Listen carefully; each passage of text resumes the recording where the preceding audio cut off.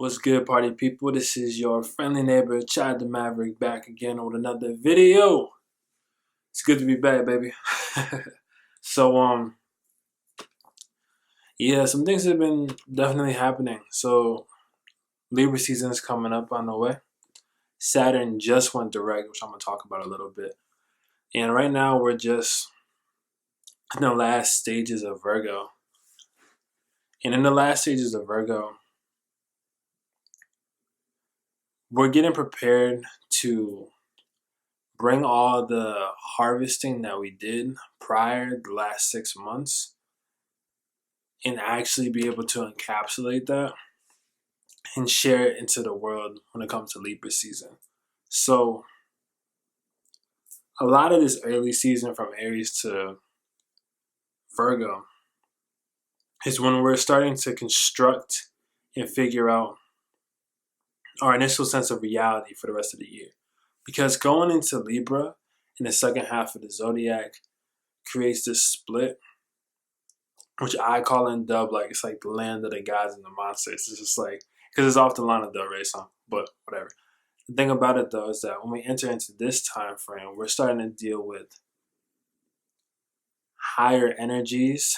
There's more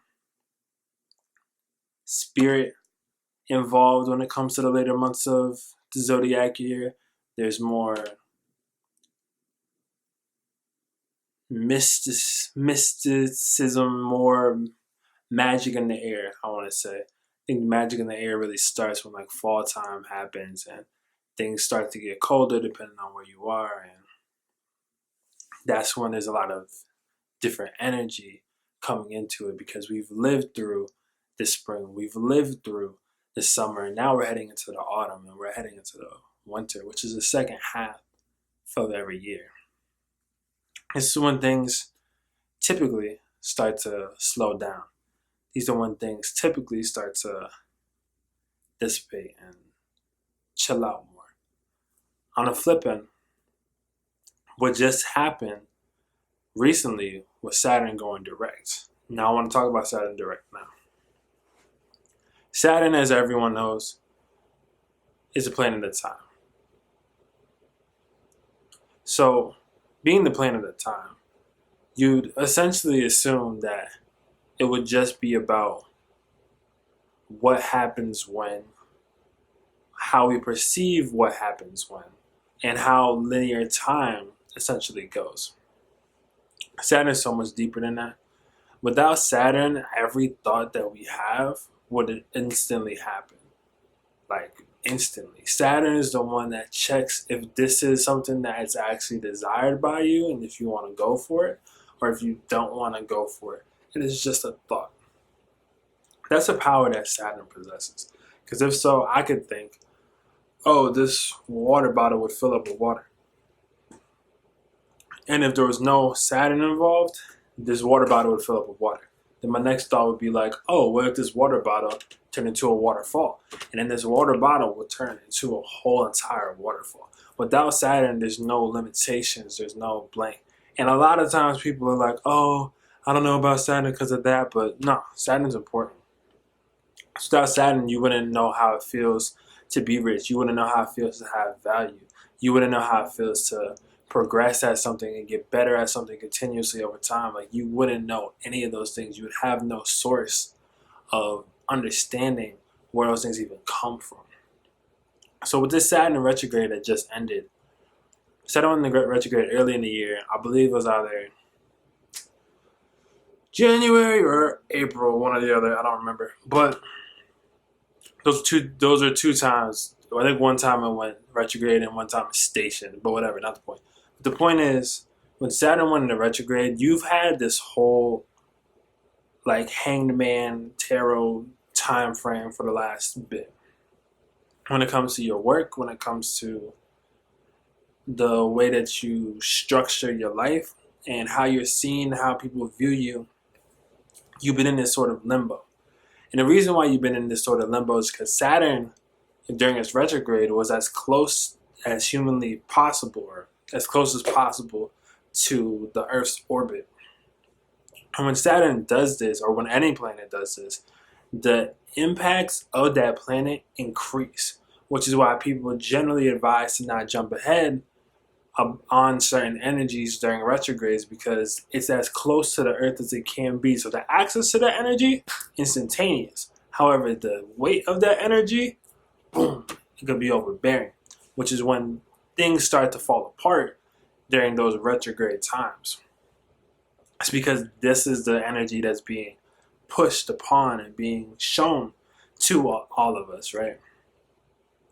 So what's interesting when it comes to the Saturn retrograde is that now, and as soon as it did for me, I hadn't realized how much work I personally put in over the last 9 months to almost a year until literally the day Saturn went direct.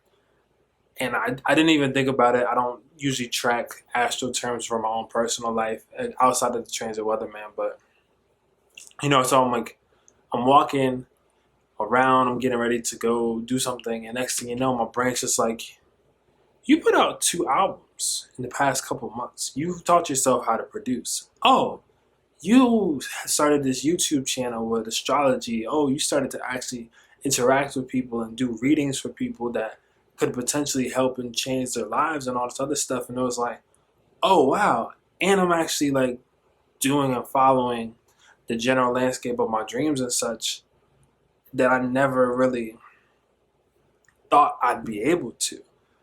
But this Saturn retrograde, and I know it's happened for everybody, because it's one of those things where it's like you didn't know what you did or how much work you've done or what you've done to like try to focus on what you want to do until it went direct. Because I know everyone was like, oh, I feel this Saturn direct energy is new, this is different, this is ha ha ha. So I just wanted to point that out because Saturn direct is definitely going to be bringing a different sense of you actually understanding who you are as a person. And this is why Saturn went direct right before Libra season occurs. And now I'm going to tie these together. So Saturn went direct in Capricorn before Libra season started. So at the very back end of Virgo, Saturn goes. Now with this Virgo season, if you've been following and doing everything correctly, you've been able to like kind of quote unquote psychically know when and where to fix things, know when and where to show up for, and know when and where to input how you feel or input your thoughts on a matter or a subject matter, anything along the lines of that. And now we're taking all these things that we've perfected within ourselves, because nothing's actually perfect. Libra season isn't you going in with everything perfect that you've done, like everything's crystallized, everything's 100% where you want it to be all of the time. Libra season is about you being able to share the resources and the harvest that you were able to do, and finding and communicating and networking and putting in that time with others in order for you both to get a new understanding, for you to get a new pathway, for you to even find a new like partnership, new collaboration, new working together on different things. And that's what this Libra season is for. You're supposed to show up in your identity to everyone else and have everyone else start to be like, oh, this person matches my energy. Let me talk with them. Oh, this person matches this. Let me talk with them. And that's what this entering Libra season is about. We're making a transition. We're making this shift. Virgo's done most of all that it wanted to do already. We're in the back half of Virgo. We're right about to head into Libra season in 3-4 days with the equinox, the fall equinox, 23rd or the 22nd. Either way, we're about to be going into that. Now, I wanted to break down energetically how this intro into Libra season is going to like go, because there's something that I want to touch upon in this transition time that's very critical to how I guess your Libra season can start off the best way, right? So here's the thing.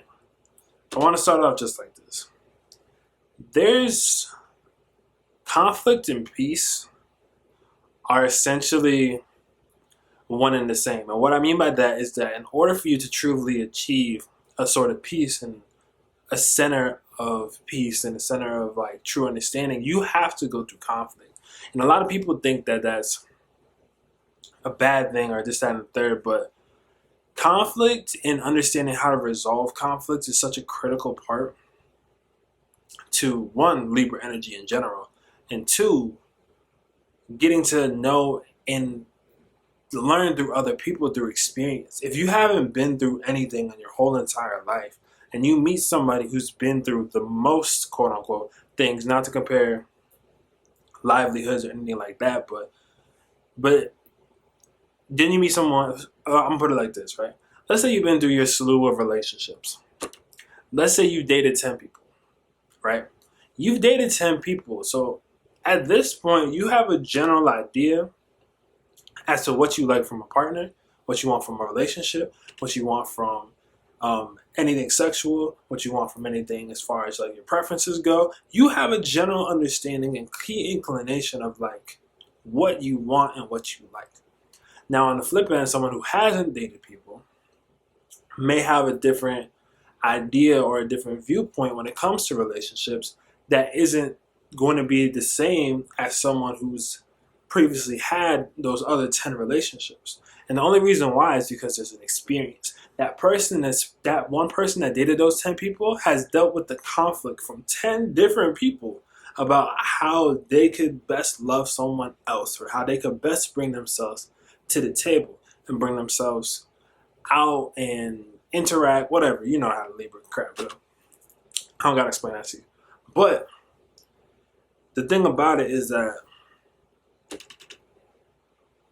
what I'm getting from all of this, and what I'm trying to even say, is that the ability to create that friction, the ability to be able to talk on both ends and see what's the middle ground, and the ability to break into and let your defenses down is what is actually going to be the key indicator for creating peace. And this goes to everything, right? There's been this huge thing where it's like the divine feminine has been so powerful recently, and I'm so happy that people and women and people who consider themselves feminine or whatever way that receptive energy, people of that receptive energy, I'm so glad that the divine feminine and everyone's finally getting a voice. I'm so happy about that because y'all have gone through so much for like 30, 40, 50, the history of mankind, if we're going to be honest, where a lot of women have gotten the short end of the stick. But in ancient times, women were the one that literally ran everything because men understood the divine nature of the woman, and the woman understood the flaws of the man as well as how the man can improve to create and lead the kingdom whilst the woman was there watching the king's back, etc. Take that as you will. I'm not trying to get in, you know how that goes. But what I do want to point out is that in order for you to properly achieve peace, you have to learn how to drop down your general defenses. It's not a time to like think people are going to be heading into Libra season trying to harm you. What people are going to be naturally doing is they're going to be inserting and saying things in a quote-unquote assertive way, trying to get to know who you are. If you're too quick to get offended and you're too quick to change the script or try to correct somebody and how they said this, or try to say, oh, well, this is why men ain't this, or oh, this is why all girls, blah, blah. You're missing the whole entire point of the situation. You get what I mean? Granted, conflict is necessary. You're not supposed to shy away from conflict when there's a real resolution that you can come from. Some people, especially in the day and age we live in, want to poke at your buttons just to see you get a reaction. I don't mean those people. I mean the things that generally work and the ones that you want to be able to work with. It's okay to have conflict with that time. But the thing about it is that letting your defenses down, assert what you're trying to say, but let your defenses down. Listen to what people are really trying to say. Listen to what the intention is behind their words, because the intention will bring out something else. Someone who could want the whole entire world from you could say something that triggers background in your mind from like 10 years ago and make you feel like crap. But this is the person that's 100% in your corner. and they really have an opportunity for you after. They just don't know what they may have done wrong. You get what I'm saying? And on the flip end, it can go the other way around, where someone that speaks your language, lets you know everything's perfect, speaks to you the way that you want to be spoken to, etc., can have the worst and vile intentions for you, and you'll just be like, oh no, they speak my language, they speak that way, but you don't know. And that's what I guess this incoming of Virgo into Libra's season is really doing and showing and bringing out.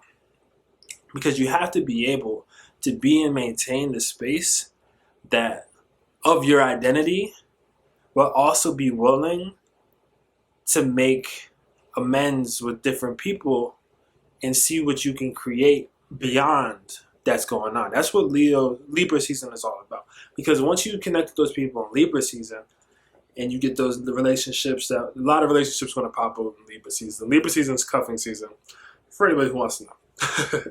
But in Scorpio season is when all of those things are supposed to get to the depths. That's when you really learn all of the background information. But Libra season right now is just about you finding the network, you finding the people that you would want to work with, you finding the events, you finding the potential businesses, whatever the case may be. It's the first initial real step into trying to collaborate and trying to make something new.